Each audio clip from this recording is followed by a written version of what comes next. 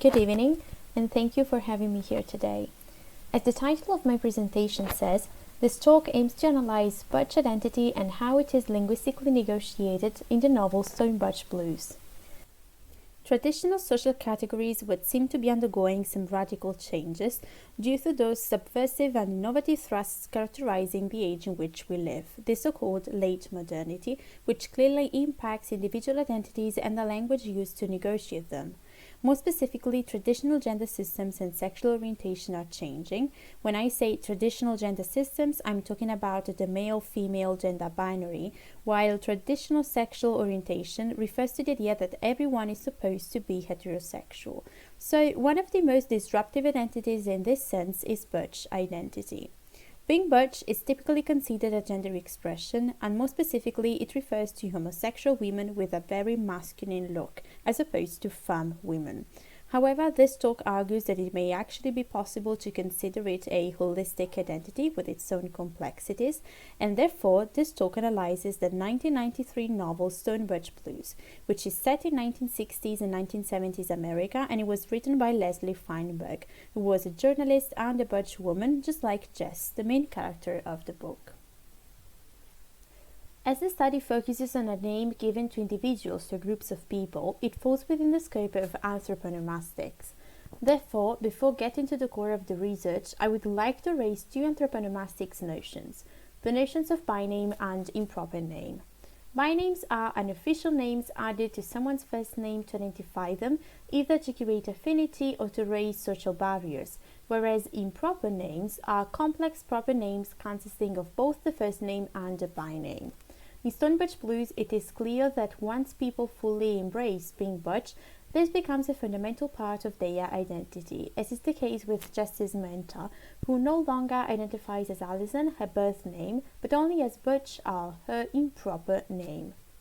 Moreover, bearing in mind that it is arguably the intent of specific reference to an individual place being a grouping that provides a mnemic form, this talk has also tried to understand whether the word Butch could be considered as a name, as it seems to deeply affect how people negotiate their identity and how they are perceived by the others.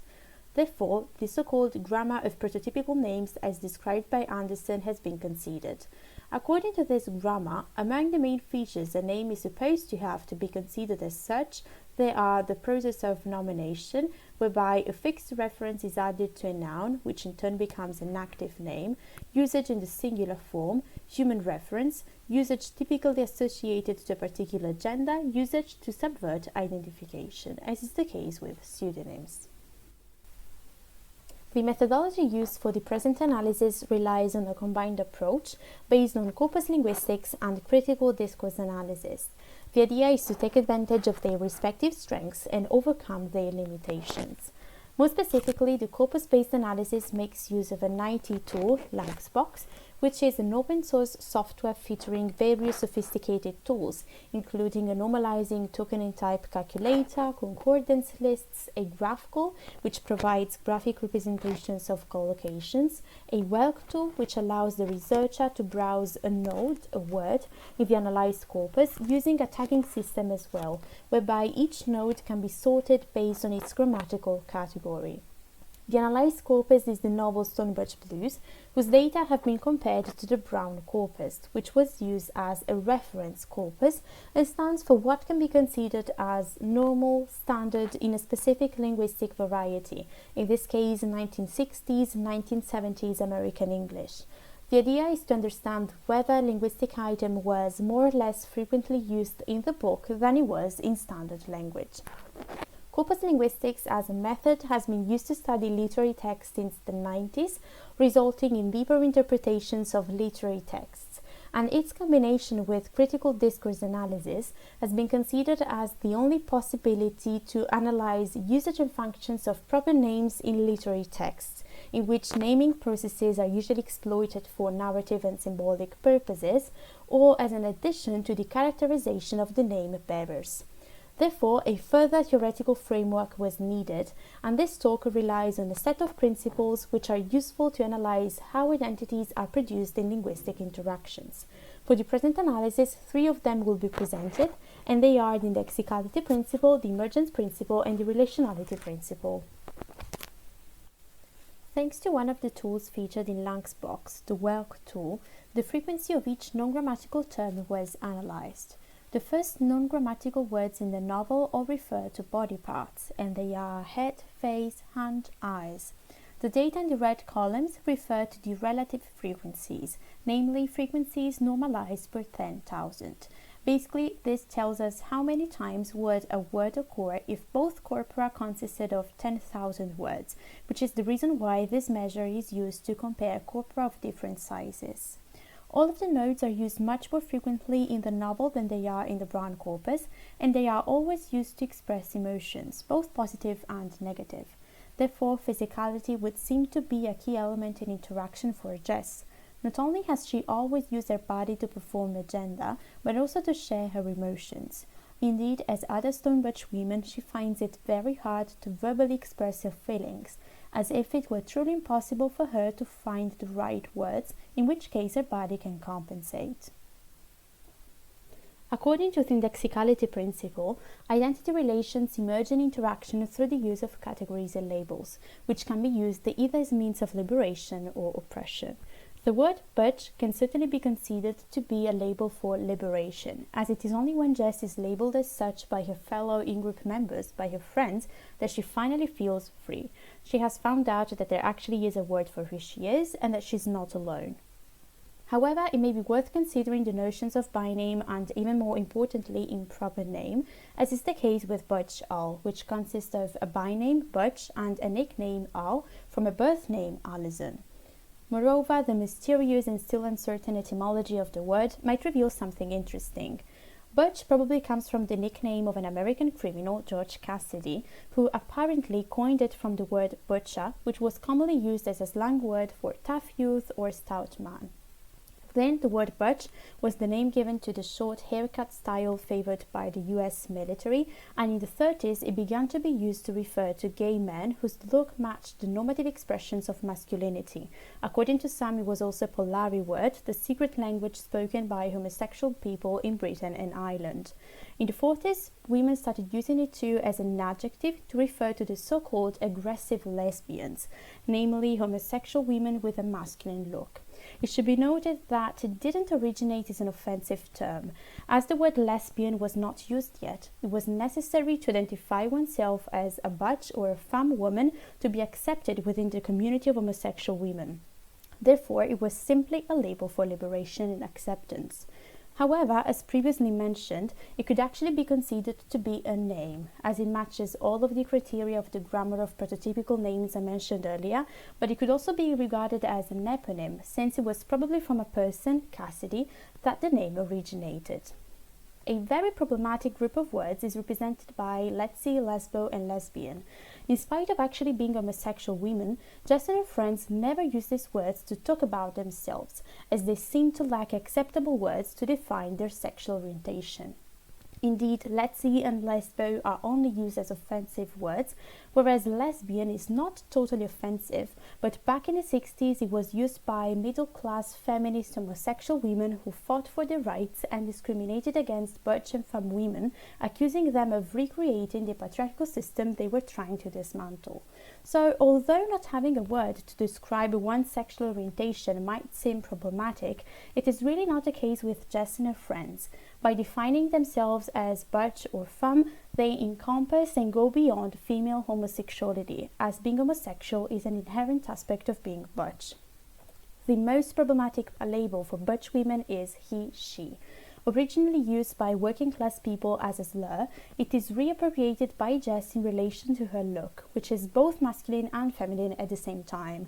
It is a double-edged sword, though. If, on the one hand, her androgynous look allows her to contextually negotiate her public self, on the other hand, it makes her look different in the eyes of some people, making her an easy target. Feinberg, who was a Butch woman herself, explains in her autobiography that he/she signals a crisis of language and an apparent social contradiction, since sex and gender expressions are supposed to match. So it describes someone's gender expression with the first pronoun and the sex assigned at birth with the second. So he/she is an interesting case of reappropriation. It is a provisional label for anyone lacking words to describe themselves, as is the case with Jess. Indeed, Jess reclaims a grotesque body in the Bakhtinian sense, that is to say, a body that is unfinished, which outgrows itself, which transgresses its own limits, which is neither masculine nor feminine, and therefore Jess is able to negotiate who she is contextually, while at the same time subverting both the heteronormative and the transgender binary. Bearing in mind that identities are negotiated in interaction and so in relation to other people and to the context, the use of various possible onomastic appellations should be investigated. They include first names, kinship terms, and nicknames. Nicknames are a subcategory of bynames expressing some characteristics of the name bearer, which are usually bestowed by other people and carry emotive connotations, providing information both about the name carrier and the name giver. In Stone Butch Blues, various terms of endearment are used, and they are usually neutral, such as honey, baby, darling, child, kid. However, the most significant one is kid, which might seem to be connected to her young age, as Jess was only in her teenage years when she first started meeting other butch and femme women, but in fact is not. Indeed, kid was given to Jess by Butchall, her mentor, regardless of her age, which also provides information about the name carrier, the name giver, and their relationship. Butchall is an expert. Jess still needs to learn a lot about life, and they have a parent-child relationship. Moreover, it is used in the text instead of the official name and designates Jess in a unique way, so it can be considered a nickname and a byname as well. The emergence principle emerges in case there is a contrast between the language used by a person and the social category to which they are supposed to belong. Although Jess is also frequently a victim of misgendering, that is, the use of words and pronouns that do not match someone's desired gender identity, the most interesting issue is the naming issue, occurring once Jess starts passing as a man, which she does purely for practical reasons. She has always identified as a woman, but she thought it could be safer and more advantageous for her, for example, to escape violence and discrimination or to get a job, if people actually believed she was a man. Indeed, bearing in mind that name changes may reflect a wish to declare a new identity, it is important to note that Jess never changed her name, which fortunately happens to be a unisex one. However, those people who had never met her before call her Jessie. Not only is this not a problematic issue for her, as she only really cares about the use of the right pronouns in public, for example in the workplace, but it is actually a possibility for her to keep her two identities separate, Jess's private butch identity and Jessie's public and socially acceptable male identity.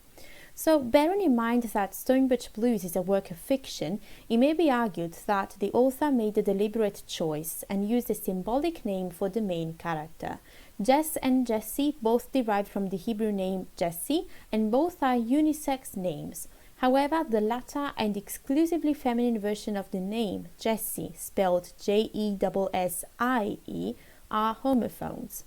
So basically, by adding an E at the end of Jessie's real first name, her femininity silently emerges, precisely when she starts passing as a man, precisely when she tries to hide it, at least in public, even if she has never really rejected a female nature.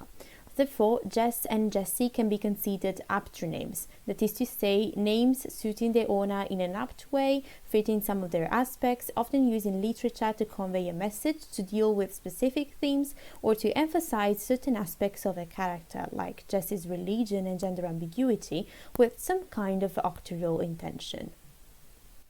According to the relationality principle, identities are intersubjectively constructed in local contexts of language use, and those interactions between language and identity lead to contextually determined relations, the so-called tactics of intersubjectivity, which rely on a set of continua. Two of them are particularly relevant when considering identity negotiation issues, and they are the genuineness artifice dyad and the authority delegitimacy dyad.